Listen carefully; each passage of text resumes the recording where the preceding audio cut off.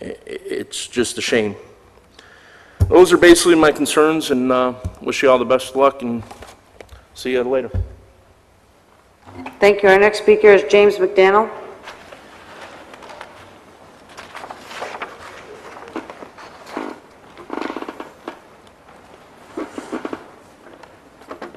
Good evening. Good evening. How are you doing?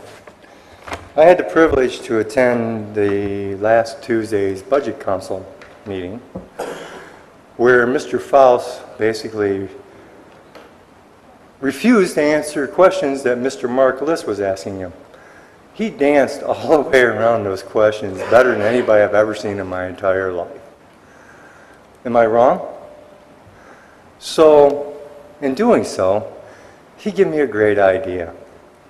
So, Mr. Faust, don't care to answer simple questions about how come we're taking in this much money, but you want to spend this much money. So I got another job for him, so after we booed his butt out for being mayor, I got something for him. Little black bow tie. Nice little clown hat.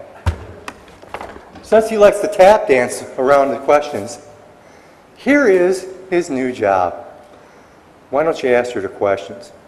We all deserve to know where the money's going. Why don't he lay off some of his appointees and use that money in that budget to fund these other places that it needs to go?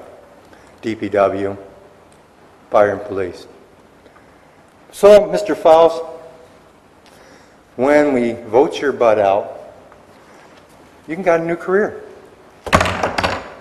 You need to go. The other question I got, and it's going to be right here for you, Mr. Faust, enjoy, is why do we have so many council members that are turncoats, that are actually voting with this mayor? I'd like to know that.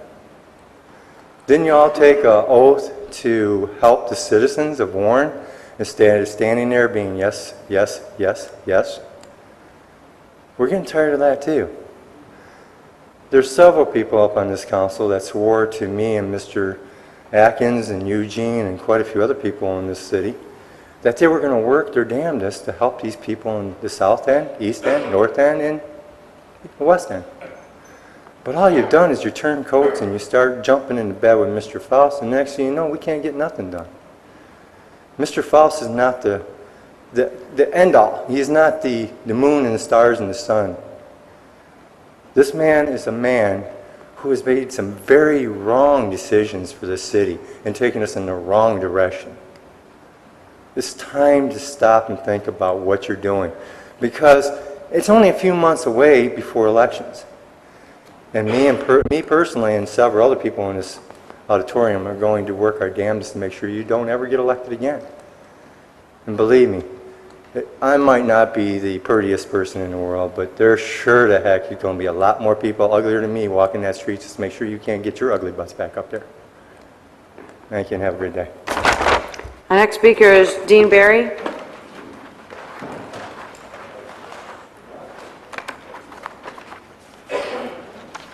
Good evening. Dean Barry, longtime resident. I may run over just a little bit if you'll cooperate. I would be very grateful to you.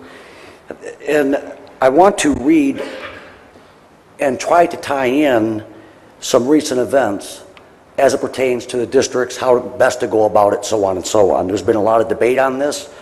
As far as I'm concerned, some people missed the boat, be it intentionally or out of just pure neglect for knowing what your job is. So, and Mr. Bacamino, because I'm referencing some things that you cited, this by no means is to disparage you, okay? And what had happened is, Councilwoman Comartin read the Home Rules Act right here on 3 different council meetings prior to tonight. That happened January 11th. That happened yet again on March 8th. And then the past meeting of this month on the 12th. That's the 3rd time now that that's been read to you. And then, apparently there's still some confusion. Because you go on to say, and again in the context of the debate of 2 weeks ago, You go on to say that we could have rectified this way back in November. Right now, the law of the land is the city charter. If state law can be proven to require otherwise, that you, the council, will yield. Okay. So, let's then go to the city charter. This is on page 7, and I'll begin with a preamble. We, the people of the city of Warren, grateful to God for the blessings of freedom, peace, and justice, and in order to secure the benefits of efficient self-government and otherwise to promote our common welfare, do ordain and establish this charter for the government of our city pursuant to authority granted by the Constitution and laws of the state of Michigan. This is in our city charter. It goes on to say, section 1, the follow described territory, together with all territories that may be annexed thereto, shall be a body corporate with the official name and title, City of Warren, shall constitute one ward and shall be subject to the municipal control of the city. Again, we're following state law. It goes on further. The city shall consist of one ward, MCL 117.3. Now, that's not all there is to this. I could give you an educated guess. It's probably going to explain to everybody at the circuit court level. And then everybody's going to get it. And I know some people already do, but there's still confusion. And now we have some discussion that perhaps somebody may be trying to initiate a city manager. Well, let me just give some advice to that gentleman. For starters, make sure that the petition matches the organization papers that you file with the county, unlike this. And I'm burning mad that still got by everybody. Oh yeah, we knew about it. That doesn't matter if you knew about it, you did not act. You did not act. And I'm not mad. I'm disappointed beyond. And there's times I'm going to have to get up there, and I have, and defend Motion you to people. extend the speaker's time by Thank 3 you, minutes. Mr. Bacamino. I didn't even support the timer.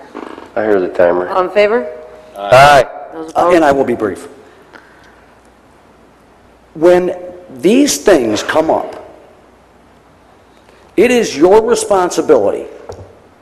Mr. Bierman has explained already 2 times that I bear witness to that he cannot, due to conflict reasons, that he is a city attorney and he also sits on the apportionment committee, cannot offer advice to you. He can't. But what is to stop you from looking in at least what one of your own colleagues read into the record 3 times prior to tonight? You could have at least looked into that much. Look, there are people here that are doing the jobs you should be doing, and I think you know what I'm talking about. And it's going to be further explained, perhaps, by Mr. Sawyer. But, again, Mr. Bacamino, please accept my apology. This is not to berate you in any sense. But it is your job. It was your job to defend us against anything that state law or this charter mandates. And that was not done here. That's clear. And so what would have been the best advice? Probably the advice of outside counsel, which you opted not to do. So the question then becomes, what if it's forced on you? Then it's kind of too late. Because had you done it from the beginning,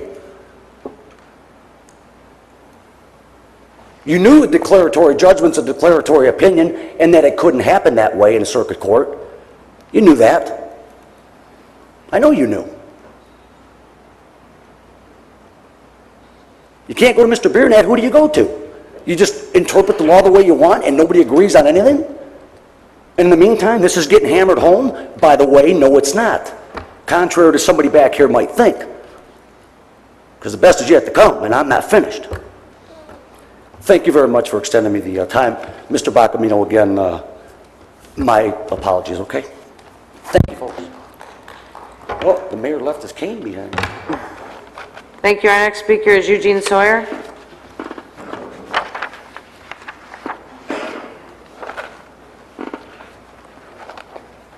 Thank you, members of council. My name is Eugene Sawyer, a longtime resident of the city of Warren.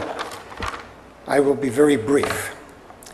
This is the Home Rule Act 279 of 1909, Section 24. If the charter or any amendment thereto, whether of cities incorporated under the provisions of this act or under an existing charter of the city heretofore granted or passed by the legislature for the government of the city be approved, then, listen to this, 2 printed copies thereof, with the vote for and against duly certified by the city clerk, shall within 30 days after the vote is taken be filed with the Secretary of State and a like number with the county clerk of the county in which the city is located. It never happened. Gee, never happened. Mr. Warner, you received this letter from the city, from the council secretary, signed by Mr. Burnett, as to why he could not address this council or represent this council. Did you get this? You must have. I'd just like to know why you asked him a question, and this is taken from the minutes of two weeks ago. Councilman Warner asked the city attorney if it is possible that this body can vote on the next, on the map approval by the district and commission at the next meeting, meaning this meeting. You got this. You must have. This is 3 months old. You people were advised by the city attorney to seek outside counsel, and yet you profess to have said this. What in the reason would you want to do that except make points with in the political arena? I just don't understand where some of you people are going. Mr. Berry and I have retained counsel. We're doing your work. Why haven't you not retained outside counsel? The charter says you have to do something, but you don't know what to do. The city attorney can't help you. He's involved in this issue from the very beginning. He's on the apportionment committee. So it's your responsibility to do this. Mr. Sawyer, me, and Mr. Berry there, we're taking upon ourselves to do this, what you're supposed to do. And as I reflect on all of this stuff, I'm getting in more and more in complete agreement with Mr. Krzysztofczyk. The only things you people know how to do is say yes and no. Now that's too bad. If that's all you can say is yes and no, who the heck needs you? Our next speaker is Kyle Atkins.